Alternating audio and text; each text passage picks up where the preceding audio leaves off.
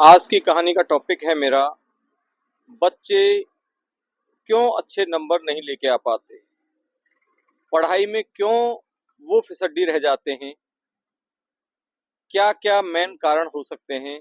आज की मेरी पूरी वीडियो निजी अनुभव, लोगों की राय और लोगों के एक्सपीरियंस के आधार पर यह मैंने एक वीडियो आप लोगों के लिए शेयर की है, जिसमें हो सकता है कि किसी का बहुत भला हो जाए। जिसका बच्चा अच्छे से नहीं पढ़ रहा, हो सकता है उसका भाग्योदय हो जाए और वो पढ़ने लगे।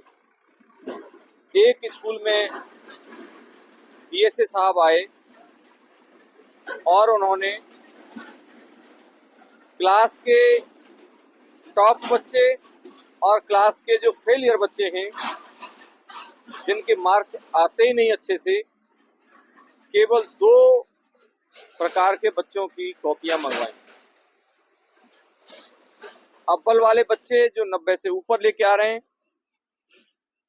उनको बहुत शाबाशी दी, बहुत उनको प्रोत्साहित किया, उनकी पीठ थपथपाई।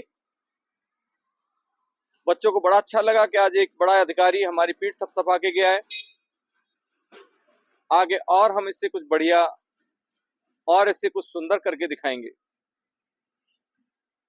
अब की बार बारी है जो बच्चे पास नहीं होते, जिनको प्रमोशन ही नहीं मिलता या मिलता है तो बहुत 3rd क्लास के नंबरों के साथ। उनमें से एक बच्चे को अधिकारी साहब ने अपने पास बुलाया। बड़ा एबनॉर्मल सा बच्चा, क्योंकि जब किसी अधिकारी के पास पहुंचते हैं तो वैसे ही सांस ऊपर नीचे होने लगती है। बड़ी देर में जाके बच्चा सहज हुआ। अधिकारी साहब ने उसके साथ बातचीत, बड़ा ही उसके साथ मित्रवत जैसा व्यवहार किया। सबसे पहले उसी से कुछ खान पीन के लिए मंगवाया और अपने भी खाया और उस बच्चे को भी खिलाया। जब किसी बच्चे के साथ दोस्ती करनी है तो सबसे पहले उसका खान पान और कुछ खेल कूद की एक्टिविटी करो तो बच्चा फिर एकदम से खुल जाता है, घुल मिल जाता है। अधिकारी साहब ने भी वही किया। बच्चे को पता ही नहीं कि ये क्यों ऐसा कर रहे हैं मेरे साथ, बस ये लग रहा है कि भाई बहुत अच्छे आदमी हैं और मेरे को खिला पिला रहे हैं और मेरे साथ ये खेल कूद भी बढ़िया अच्छे से मित्रवत व्यवहार कर रहे हैं। और जब अच्छे से घुल मिल गया बच्चा, तब अधिकारी साहब ने उस बच्चे को एग्जामिन करना, मुआयना करना उसका शुरू कर दिया। सबसे पहली बात यही कि बेटा तुम तो इतने माइंडेड हो, इतने अच्छे से तुमने मेरे साथ गेम खेली है, इतने अच्छे मैनर्स के साथ तो तुमने मेरे साथ भोजन किया है, परंतु मैं तुम्हारी कॉपियां देख रहा हूं तो कॉपियां इतनी अच्छे से तुम्हारी गवाही नहीं दे रही हैं कि तुम बहुत अच्छे पढ़ते हो। दिमाग बहुत है, परंतु फिर भी तुम पढ़ने में उतने होशियार नहीं हो जितना तुम्हें होना चाहिए। बच्चा एकदम से चुप, क्या जवाब दे। फिर धीरे धीरे उन्होंने फिर मित्रवत व्यवहार किया। बोले कि बेटा मैं चाहता हूं कि तुम्हारी कुछ मैं मदद करूं, मैं तुम्हारी कुछ हेल्प करूं, क्योंकि जो मेरा मित्र बन गया हो और मेरा मित्र अच्छे से क्लास में प्रमोट ना हो तो मेरी मित्रता का कोई फायदा नहीं। जब ऐसी बात अधिकारी साहब से सुनी तो बच्चा फूट फूट के रोने लग गया। कहता है सर जी आप मेरी क्या मदद करोगे, मेरी आप तो क्या भगवान भी मदद नहीं कर सकता। अधिकारी साहब कहते कि बेटा ऐसी क्या बात है, क्यों मैं नहीं मदद कर सकता, क्यों तुम्हारी भगवान मदद नहीं कर सकता। बोले कि साहब मेरी हालत उस गेहूं के दाने की तरह है कि जो 2 पार्टों के बीच में डाल दिया जाता है और उसका चूरन बना दिया जाता है, उसका आटा बना दिया जाता है।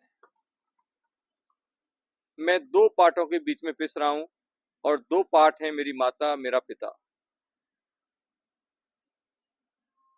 जो समय मेरा स्कूल में गुजर जाता है वो तो मुझे ठीक लगता है, परंतु उसमें भी जब यहाँ क्लास में आता हूँ तो घंटे भर मन नहीं लगता, और यहाँ से जब जाना होता है तो घंटे भर पहले मुझे दिमाग में बुरे बुरे ख्याल आने शुरू हो जाते हैं।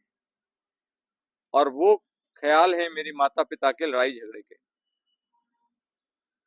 छोटी छोटी बातों पे उनका लड़ना, एक दूसरे को नीचा दिखाना, घर का महाभारत जैसा माहौल बना के रखना, और ये रोज रोज देख के मैं पढ़ाई में बहुत अच्छा था, परंतु अब पढ़ाई में जैसे कि मन लगता ही नहीं है। हर वक्त कलेश, हर वक्त की लड़ाई। मेरी जो पढ़ाई है जो पिछड़ गई है, सिर्फ मेन कारण साहब जी, उसके अलावा और कुछ नहीं है। यहाँ से जाता हूँ, मेरी माँ होगी, मेरे पिता आने वाले होंगे, जैसे दोनों इकट्ठे होंगे कोई न कोई बात, कोई न कोई इश्यू उठाएंगे, आपस में लड़ाई झगड़ा शुरू कर देंगे। अब आप ही बताइए कि जिस घर का ऐसा माहौल हो, उस घर में बच्चा कैसे पढ़ सकता है? उस घर में बच्चे का पढ़ाई में मन कैसे लग सकता है? आप ही मुझे बता दीजिए। हाँ, आपने मेरे साथ थोड़ी देर अच्छा व्यवहार किया है, मुझे ऐसा लग रहा है कि मुझे सब कुछ आता है, सब कुछ मैं रट चुका हूँ, मुझे कोई चीज की कमी महसूस नहीं हुई है। परंतु जैसे ही मेरा घर का दिमाग में सीन आता है, मैं सब कुछ भूल जाता हूँ, सब कुछ भुला देता हूँ, और सिर्फ याद रह जाता है तो केवल माता पिता के झगड़े। ऑफिसर समझ गए कि बच्चा बहुत ब्रिलियंट है, सिर्फ कमी है तो इसके माता पिता की। माना मित्रों के कई बार स्कूल के टीचर अच्छे से नहीं पढ़ाते हैं, माना कि कुछ और कमियां हो सकती हैं, परंतु आज के दौर में जो ज्यादा से ज्यादा बच्चे जो पिछड़ रहे हैं, वो माता पिता की आपस की लड़ाई झगड़े, एक दूसरे का अविश्वास, एक दूसरे के साथ छल कपट, एक दूसरे के साथ झूठ बोलना, इन चीजों से बच्चे ज्यादा पिछड़ रहे हैं। अधिकारी साहब बिल्कुल अपने दिमाग में बिठा लिए, और वहां के क्लास टीचर को बुला के कहा कि मैं एक हफ्ते बाद फिर आऊंगा, और मुझे उस दिन इसके माता पिता दोनों इकट्ठे चाहिए। अधिकारी साहब इतना बोल के चले गए। मास्टर जी ने डायरी में नोट करवाया कि ये डायरी अपने माता पिता दोनों को दिखा देना, अगले हफ्ते साहब फिर आएंगे और साहब तुम्हारे माता पिता से मिलना चाहेंगे। प्रिय मित्रों, अगले हफ्ते ऑफिसर अपने टाइम पे, माता पिता अपने टाइम पे पहुंचे, और अब की बार दोनों माता पिताओं का समझ लीजिए इंटरव्यू था। ऑफिसर सबसे पहले बच्चे के बारे में पूछते हैं कि तुम्हारा बच्चा पढ़ाई में कैसा है। तो जैसे अमूमन हर माँ बाप की शिकायत होती है कि जी हमारा बच्चा तो बहुत फिसड्डी है, बिल्कुल पढ़ने में नकारा है, बिल्कुल बेकार है, यही सब जब बताया, फिर ऑफिसर ने अगला सवाल था कि आपको वजह पता है, किसकी क्या वजह है? माता पिता एक ही बात कहते, जी आपके टीचर अच्छे नहीं है, जो पढ़ाते नहीं हमारे बच्चे को अच्छे से। और इस बार फिर ऑफिसर ने उन दोनों माता पिता का प्रैक्टिकली ऐसा ब्रेन वॉश किया। उनसे सबसे पहला सवाल था कि तुम अपनी ऑफिस जाते हो, दोनों वर्किंग हो? बोले हाँ जी साहब। बोले जब तुम अपनी ऑफिस पहुंचते हो और वहां पे तुम्हारा बॉस तुम्हारी जाते के साथ क्लास ले, तुम्हें डांटे फटकारे, या ऑफिस में तुम्हारा माहौल खराब हो, तो बताइए तुम ऑफिस में कितना अच्छे से काम कर सकते हो? कोई प्रोजेक्ट अगर तुम्हें दे दिया जाए, क्या उस प्रोजेक्ट को तुम पूरा कर पाओगे? माता पिता दोनों नाम सिर हिलाते कि जिस ऐसे तो शांत माहौल में ही कोई प्रोजेक्ट पूरा हो सकता है, अशांति में तो नहीं। बस इतना ही बोलना था। ऑफिसर का तो ऐसे मानो कि जैसे सिक्का उछल गया हो। बोले कि अगर तुम्हें लगता है कि तुम्हारे ऑफिस में अगर कोई थोड़ा एबनॉर्मल एक्टिविटी हो रही है और तुम उसमें अपना प्रोजेक्ट पूरा नहीं कर सकते, तो आप बच्चे से कैसे उम्मीद कर सकते हो कि तुम्हारे घर में लड़ाई का माहौल हो, तुम आपस में झगड़ रहे हो और तुम्हारा बच्चा अच्छे से ढंग से पढ़ सके? How can possible? तुम्हें पता होना चाहिए कि अगली सुबह बच्चे को स्कूल जाने से पहले रात की नींद अच्छी होनी चाहिए, और कभी भी लड़ाई झगड़े में नींद आना नामुमकिन है। और जो बच्चा रात को ढंग से सोया ही नहीं, वो सवेरे स्कूल में जाके क्या पढ़ पाएगा। जिस बच्चे के स्कूल जाने से, स्कूल में रहने से लेके वापस लौटने में सिर्फ माता पिता की झगड़े की, लड़ाई की ही तस्वीरें घूमती रही हों दिमाग में, आप उस बच्चे से क्या उम्मीद करते हो। दोनों माता पिता शर्मिंदा, नजरें नीचे की तरफ। ऑफिसर ने दोनों को फटकार लगाते हुए कहा, तुम्हें झगड़ना था, तुम्हें लड़ना था, तुम्हें आपस में एक दूसरे के ऊपर विश्वास नहीं करना था, तो ये तीसरे प्राणी को इस संसार में क्यों लेके आए। तुम्हारा दायित्व बनता है कि दोनों मिलजुल के, एक दूसरे के साथ विश्वास करके इस बच्चे का भविष्य संवारें। तुम दोनों का जीवन लड़ते झगड़ते निकल जाएगा, क्योंकि तुम पढ़ गए हो, लिख गए हो, तुम्हारी अच्छी अच्छी तनख्वाह है, तुम्हारा जीवन निकल जाएगा। परंतु तुम्हारा बच्चा न पढ़ पाएगा न लिख पाएगा, तो ये एक मजदूर भी नहीं बन पाएगा, क्योंकि इतने बड़े घर का बच्चा मजदूरी भी नहीं कर सकता।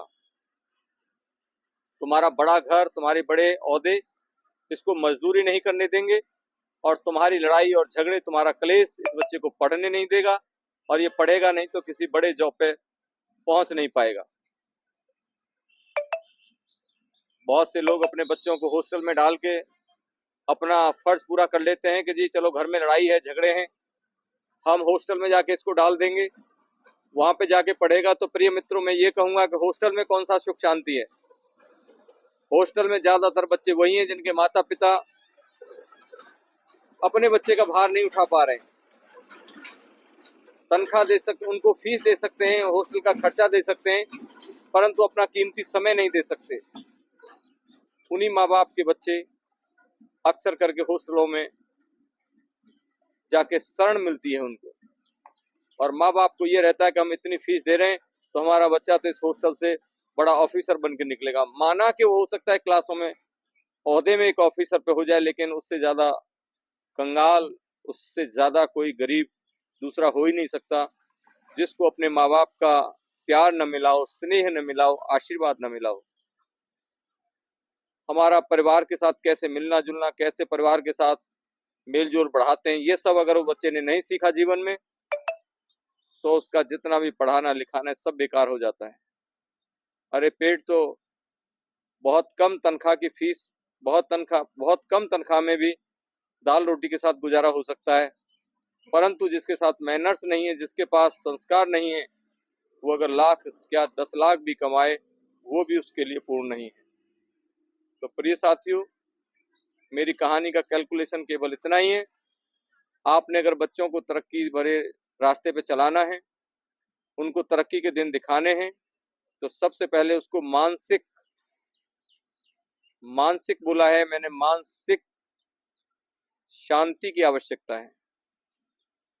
कभी भी मानसिक शांति लड़ाई झगड़े में नहीं मिल सकती। पहले लड़ेंगे झगड़ेंगे, फिर माथा बांध के पड़ जाएंगे।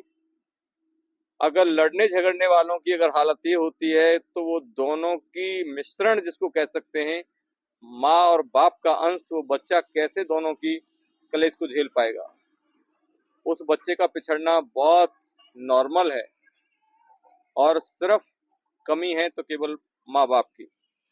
तो प्रिय साथियों, मैं यही कहूंगा कि अपने बच्चों को पढ़ाने के लिए सबसे पहले घर में सुख शांति का माहौल बनाइए। जय हिंद, जय भारत।